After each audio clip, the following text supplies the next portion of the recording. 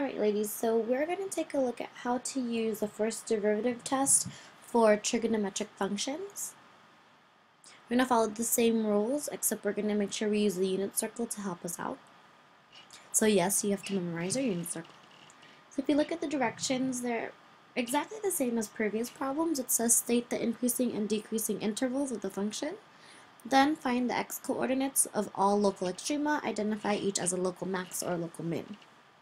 So directions are exactly the same. The only difference is I have trigonometry right here, but I also have a closed interval. So they actually limit me to what we're allowed to look at, and that's what's convenient about the unit circle. So the first thing is, like always, I'm going to rewrite my function just so it's easier to use our derivative rules. So remember, trigonometry is written in this awkward format where the power is in the middle. I'm going to want to write our trig in parentheses and stick the power on the outside to help me remember to use a chain rule. So if I take the derivative, I get f prime of x is equal to negative sine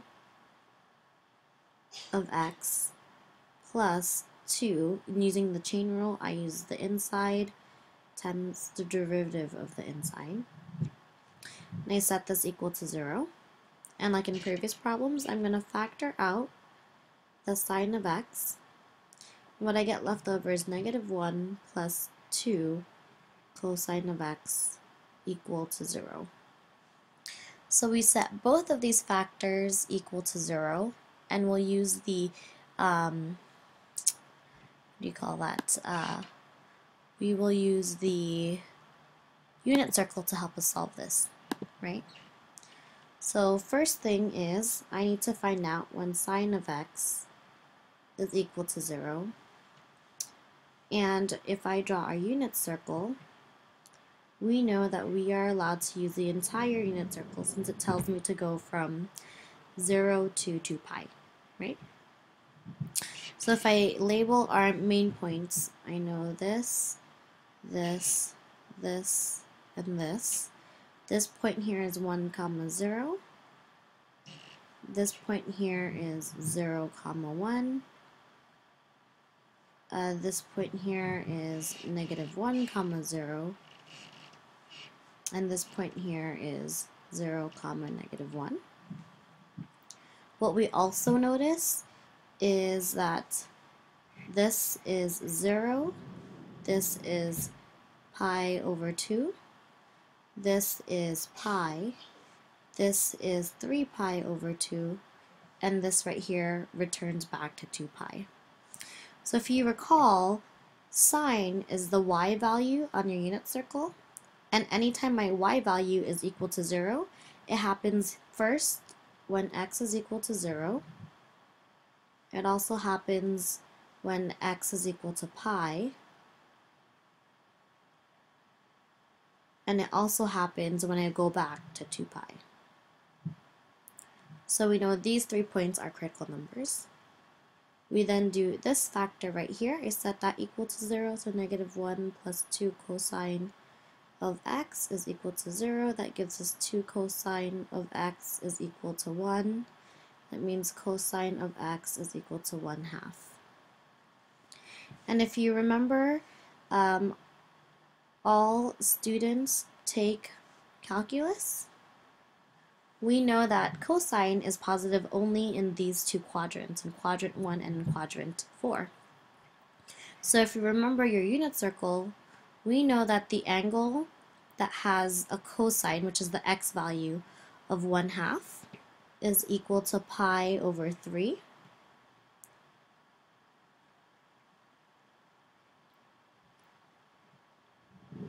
Pi over 3. We also know that on this side of the quadrant, it happens at 5 pi over 3. Okay? So in this case, we notice that we have 5 critical numbers. And what we want to do is make sure we plug those into, not those, but plug the test values into here. So what I'm going to do is make sure we copy our unit circle right here. Well, actually, let's just drag it down. I'm going to drag it down here so it helps us out. Let's do it right here. And then we'll create our number line. So here is our number line. And we're going to then label our points. We know that our lowest value is 0, and our highest value is 2 pi. We also know that our zeros, our critical numbers, occur at pi over 3, and at pi, and at 5 pi over 3.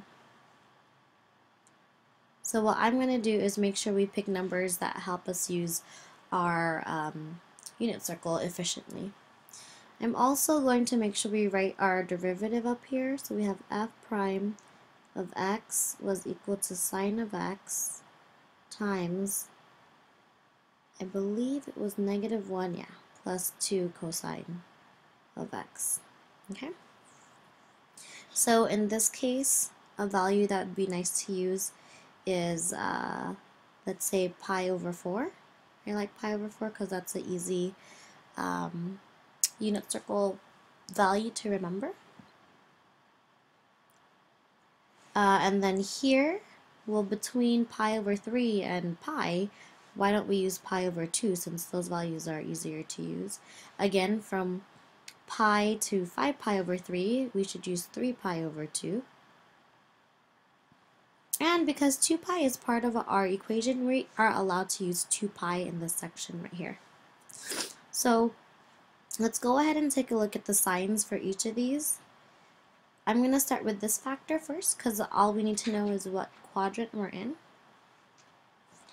When I plug in pi over 4 into sine of x, that's in quadrant 1, so we know that our sign is positive. Oops. It's positive, right?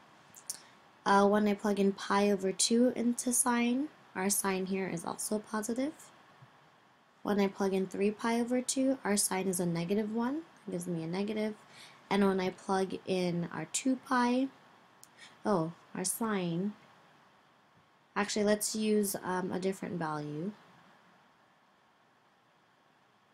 We know that our sign here is negative, right? Because I'm in this fourth quadrant.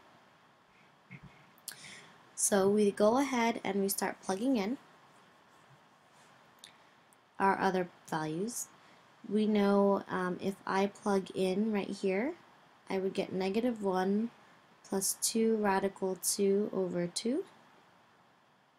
The 2's cancel and I get -1 plus radical 2. That gives me a positive value. So positive times positive is positive right here. Those are positives. When I plug in pi over 2, our cosine value is equal to 0. So that gives me a negative in this part because I get -1 plus 0. And here I get negatives, right? When I plug in 3 pi over 2, our cosine again is 0. So that gives me -1 as an answer. So negative times negative gives me positive.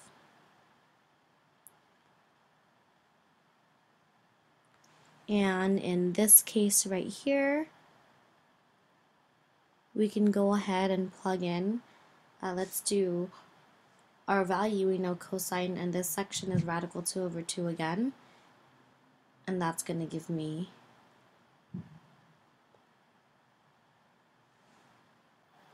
if I plug in the 2 pi, we see our cosine is positive over here. And that's going to give me a negative in this section. Alright, so if we continue this, we see that we have a increasing, a decreasing, an increasing, and a decreasing. And if we mark these, our maximums happen up here.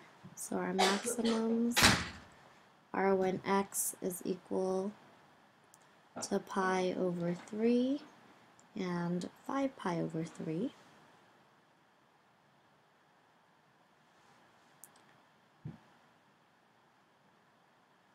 and our minimum happens right here.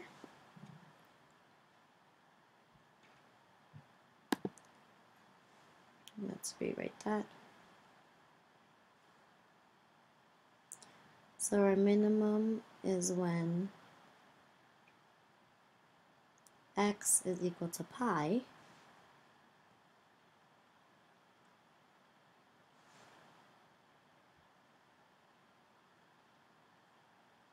That means our increasing functions are from 0 to pi over 3 in union with pi to 5 pi over 3. And our decreasing functions, if I keep looking up here, decreasing happens from pi over 3 to pi in union with 5 pi over 3 to 2 pi.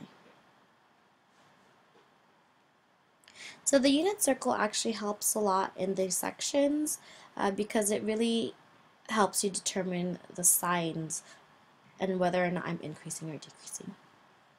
Alright, so here's part 1 of Special Extrema Trigonometry.